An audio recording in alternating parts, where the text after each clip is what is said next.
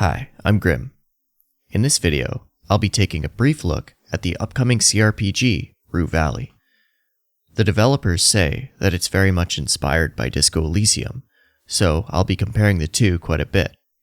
Disco Elysium happens to be one of my favorite RPGs, but I'll do my best to be impartial. I'll talk about what I like, what I dislike, and what I think needs work. Just a disclaimer, this video game is still early in development, so a lot can change in between when this video is released and when this game is released. With that in mind, let's get started. Right off the bat, we see the attribute system. The stats are interesting, and can no doubt lead to some interesting character development. The atmospheric music and sounds are definitely meant to attempt to capture the feeling Disco Elysium so expertly portrayed. This developer, Emotion Spark Studio, advertises this game to be the next Disco Elysium, so, because they've drawn that comparison, we can now critique their game as if it were just that. Basically, how the attribute system works is you can choose one side of a personality trait or the other. So you can choose to be either introverted or extroverted and choose how much on a scale of 1 to 5. This kind of looks like one of those forms you get given by your doctor or therapist that asks questions like, have you had any suicidal thoughts lately? Do you totally agree, somewhat agree, slightly disagree, or completely disagree? Like a self-reported mental health analysis. I really like that. I decided to roleplay as myself, so I chose to be an impulsive, guilt-ridden introvert. Once I've finished choosing my traits, the game fades in on a clock turning 8 p.m. After that, we're in a therapist's office.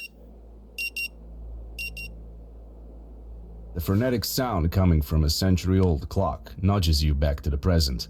The stale air perfects the image of the old motel room.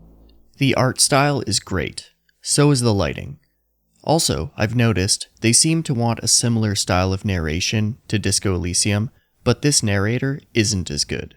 It sounds like they just got one of their developers to do it. The narration and voice acting in Disco Elysium was amazing. It was one of the strongest aspects of the game, which was necessary with how much reading there was. As you can see here, the dialogue option style is somewhat similar, but without as many choices. The writing can also be cringy at times, and nowhere near the level of quality that they were no doubt aiming for. No worries, Mr. Harrow. I'm aware that you may be experiencing a slight lack of motivation right now. Slight lack of motivation. More like total lack of motivation. Every voice actor in this demo has had a slight tinge of Eastern European accent. You'd rather stay in bed all day instead of attending this joke of a therapy in the middle of nowhere. I believe this game is supposed to take place in the United States, and if that is the case, they really should be using either American voice actors or people who can convincingly sound like Americans. The allotted therapy time has just run out, and now I can ask any questions I might have. But since I chose the impatient trait, I decide to wrap it up early and find out the source of that clanking sound that just came from outside. Also, while sitting on the couch, the character has an animation loop that plays over and over no matter what's actually being said in conversation. Some of it's okay, like the foot tapping and other small movements, but if you're going to be sitting in dialogue for long periods of time, make sure the character's movement looks more natural. Constantly stretching out your arms every 30 seconds is really weird. It would be better to have smaller movements, like checking a watch, or even slouching back into the couch. Just have more variety, and don't make your animation loops so obvious. Outside, there's a young woman beating up a vending machine. The character, Eugene Harrow, has some inner monologue about her being a head case, and because of his total lack of motivation, I can't talk to her. Like I said before, there really aren't that many dialogue options, so to have some of them be unavailable makes the already limited dialogue seem even worse. The art style, however, is very well done. The line work is awesome and looks almost like it's being actively drawn. It's very nice. I was looking at some early development screenshots, and they didn't have the comic book style graphics yet, so it basically even looked identical to Disco Elysium. I'm really glad they abandoned that and decided to go with their own style, because so far it suits the game very well. So after not talking to the aggressive young woman, I head to the reception desk to get checked in. Yes, this therapist works out of a motel in the middle of nowhere. It's a bit odd, to say the least. I might as well take this opportunity to say that I really like the soundtrack so far. It's very atmospheric and it sets the tone well.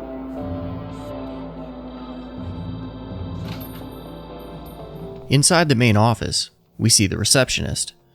She's talking on the phone and can't be bothered to acknowledge me. There's a social check here to try get her attention, but I failed it.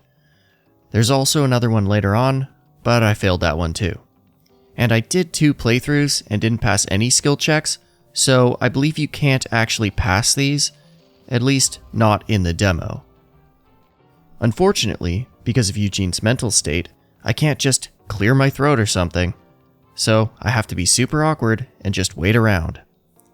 I don't mind role-playing as a character because of their skills or mentality, but just give me more options. You can make a lot of options to do something, even if the character is awkward. So I wait around, look through some leaflets, and then smudge up the window with my finger. Some of the narrative writing is passable, especially when I look past the wording and see what they're trying to say. One example says, you grab a leaflet and stare through it, mentally preparing for the imminent conversation. It can be very relatable, and I do actually have high hopes for this game. But then, directly after that comes, after a few dozens anxiety-filled seconds.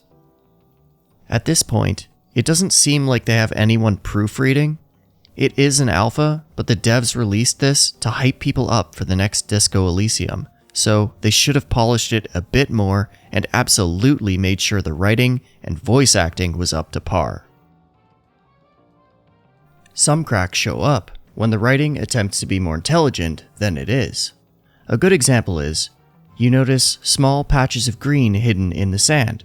It seems there's always something to be found in nothingness if you stare at it long enough. And one of the dialogue responses to that is, contemplate this profound insight. That's not profound. It's barely an insight, more of a casual observation. And then, after it says, is nothingness just an illusion, emptiness, but a result of failure to find those little somethings hiding deep inside?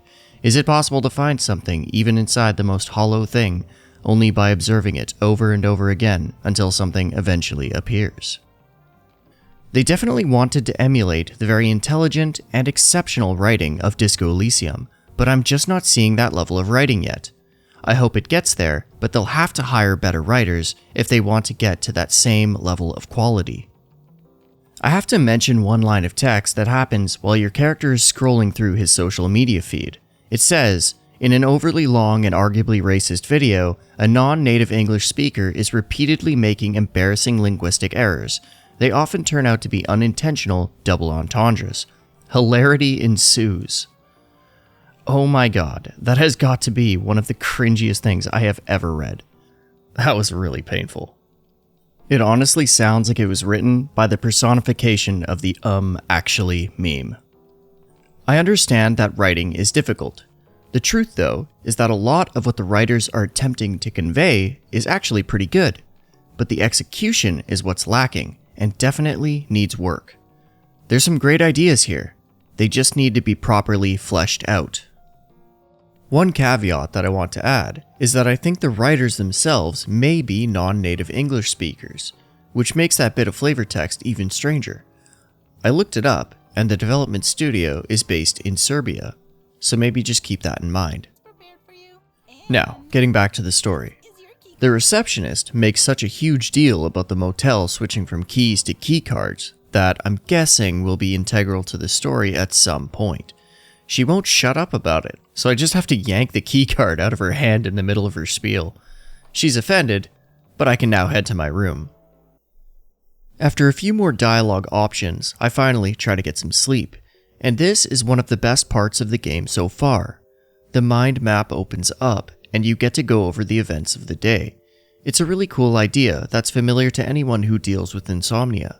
You can't fall asleep, so your mind goes over everything that happened and everything you did wrong that day. bonus points for adding fairly convincing negative self-talk. Once you've gone over the events of the day, you go a layer deeper into vague dreamlike life events that may cause you to physically cringe if you were to think of them in reality. It has a similar system to Disco Elysium's internalized thoughts, and allows you to essentially internalize ideas that will help you move on with your therapy. It's a really cool concept. So, during this second half of the mind map portion of the game, Eugene has actually been sleeping, and now he's being awoken by the loud sound of a car just outside. Sound familiar? So far, the game has a few surface level similarities to Disco Elysium. For instance, you start the game in a small room of a shitty motel, although here, you aren't alone or waking up from an apocalyptic hangover. Just outside, you run into a young woman, who will probably become integral to the plot later on. And after that, you go talk to a receptionist who's being very aloof, somewhat like the manager at the Whirling in Rags. And now, you're being woken up by the sound of a loud vehicle just outside. Make of this what you will. Maybe you might think I'm stretching a bit. But this company has brought this comparison upon themselves. So for me to be constantly comparing it to Disco Elysium, that's exactly what they want. Comparing your product to something that's extremely beloved almost never works out. This is Emotion Spark Studios' first attempt at a video game. It's probably not going to be as good. Disco Elysium was also a first video game, but it wasn't made by just game designers. Disco Elysium was made by an artistic community, made up of writers and artists, poets and philosophers. They collaborated with amazing musicians and made something truly unique, an artistic expression in and of itself. Disco Elysium is a work of art, a very powerful, beautiful, and unique work of art. So to try imitate that probably won't work out. But I'm still very early on, so we'll see how it goes. Anyway, back to the story. Eugene's awoken by a loud vehicle just outside. He's also parched, so I get up to find a drink. Naturally, I head to the bathroom. When I get there, it strikes me that the bathroom looks pretty similar to an undestroyed version of the motel room bathroom in Disco Elysium. Here they are side by side. Maybe it's just that it has a similar layout and is at the same tilt? Let me know in the comments if I'm dreaming this one up. Turning on the tap causes a foul stench to emit from the black, oozing water, and I'm forced to drink it because of my reckless traits. Predictably, I have to vomit. So I choose the bathtub, and this gem of a sound effect plays. I still have to find some water, so I head outside. It's raining pretty heavily, and a man backs his car into the transformer on the road. The Eastern European accent is still present in character voices. A few cringy internal thoughts play out, and I head downstairs. A pretty cool animation happens when standing in the rain for a few seconds. The character pulls his hood over his head, and after a few seconds of standing undercover, he pulls it off. Unfortunately, it kinda glitched while I was walking down the stairs, but hopefully this is fixed in the final version. I reach the bottom of the stairs, and a stray bolt of lightning strikes the motel, startling Eugene and causing a power surge. The lights dim and flicker, but then return to normal. The rain looks a bit awkward shooting off the tin roofing at almost perfect 90-degree angles. But the lighting at night is really cool, especially the neon signs and the glow around the street lamps. The puddles mirroring the neon letters is a great touch. I don't think it's an actual reflective surface, but I could be wrong. The way the reflections move when the camera moves just looks a bit odd. After walking over to the vending machine and pushing a comically large red button, I get a free bottle of water. The machine says it's free drinking water courtesy of Coral Destiny, so it seems some massive corporation has polluted the town's water supply and is now giving out free water bottles to cover their asses.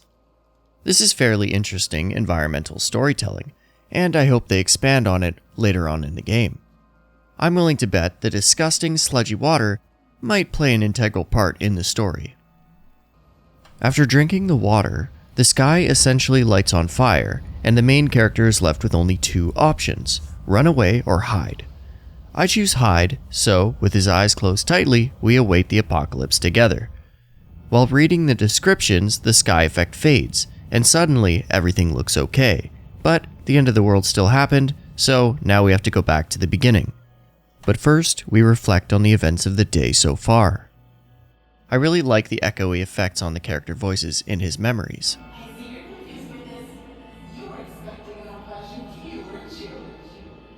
This plays out in a similar way to the second portion of the mind map segment from earlier.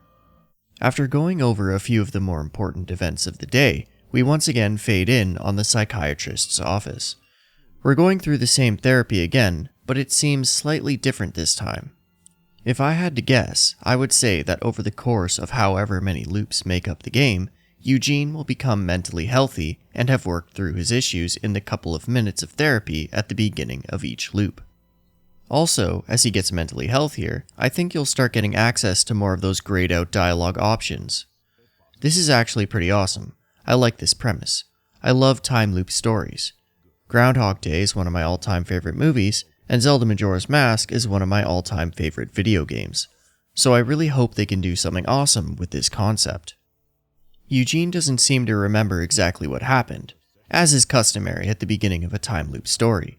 The sense of déjà vu is the only thing that he's aware of. After a very slight amount of prodding by Dr. Fink, Eugene bursts into tears, as is customary in therapy. After some strange narration and an odd bit of dialogue, I head out of the therapist's office and back to the receptionist. So far, a lot of the ideas they're trying to convey are solid. They have some good concepts, and definitely have something interesting to say about the human condition, but they need some more help to get to where they want to go. Please, developers, I implore you, hire some more competent writers. That can and will make the difference between this being an amazing game and a slightly above average one. Walking out into the parking lot, we see the young woman attacking the vending machine again, and once again we decide to ignore her. This time around, the receptionist gets a call from the therapist and is told, most likely because of my emotional outburst, to just give me the damn key card. So far, there hasn't been a whole lot of dialogue options, but I do like what's there. Because he's aware that the therapist called, and probably disclosed his emotional state, he can either smile and pretend it didn't happen, or shamefully look away.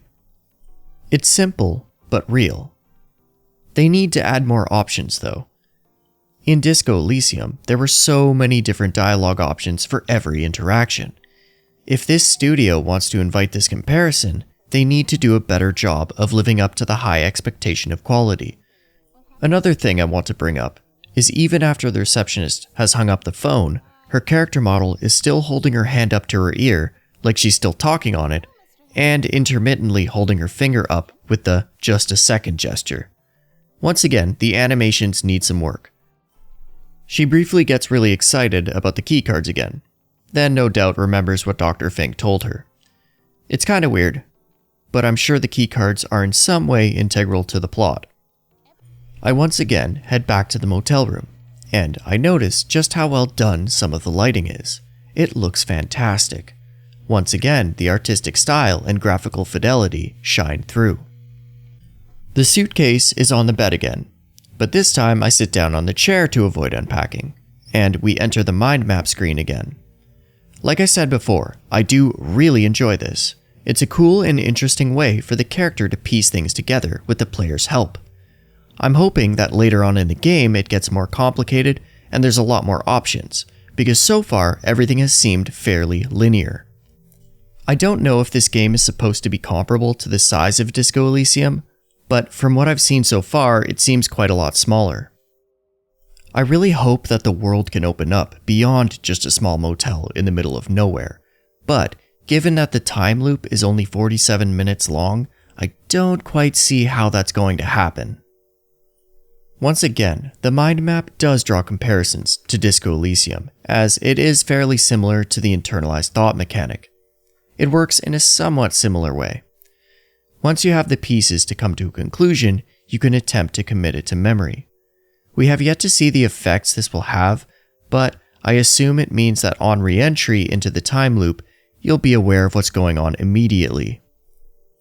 I attempt to piece together the fact that I might be in a time loop, but it's a bit more difficult than that. Of course, no one would want to admit they were in a horrible situation with no escape, so it's understandable the mind would attempt to reject that idea, returning to the safety of déjà vu. The brilliant narration of Disco Elysium is sorely missed here. Of course, an exact copy probably wouldn't work because the voices of the various emotions and states of mind were tailored to that experience, to that character. But something somewhat similar could be done here, but the tone would have to be different. I'm awoken by the same lightning strike that happened the previous loop, and this further cements the time loop theory in Eugene's mind. But in order to fully accept it, he wants to head out to the parking lot to look for evidence of the careless driver. As events get more intense and Eugene moves closer and closer to the brink of figuring out what's happening, dark atmospheric music begins to play in the background. It really adds to the mysterious and slightly sinister tone they're trying to convey. This seems to be another solid component to the foundation of something that could be very good if they were to fix a few of the previous missteps. Another aspect I really like about Rue Valley is that it's a mystery that needs to be solved. Once again, similar to Disco Elysium, but this time you play as a mentally unhealthy person. Oh, wait. That's pretty similar. You're not a detective though, and it's yet to be seen if you're a drunk or drug addict, but the story doesn't seem to be going in that direction. I step outside and head towards the transformer that the careless driver had backed into during the previous loop to see if I can find some evidence. Some of the internal dialogue is a bit painful. I get that I chose the guilt-ridden trait, but it's just a bit too dramatic for my tastes. In my experience, negative self-talk is a lot more subtle than this. Over at the transformer, I managed to find bits of broken glass from a tail light, and at this, Eugene can finally admit to himself that he's in a time loop.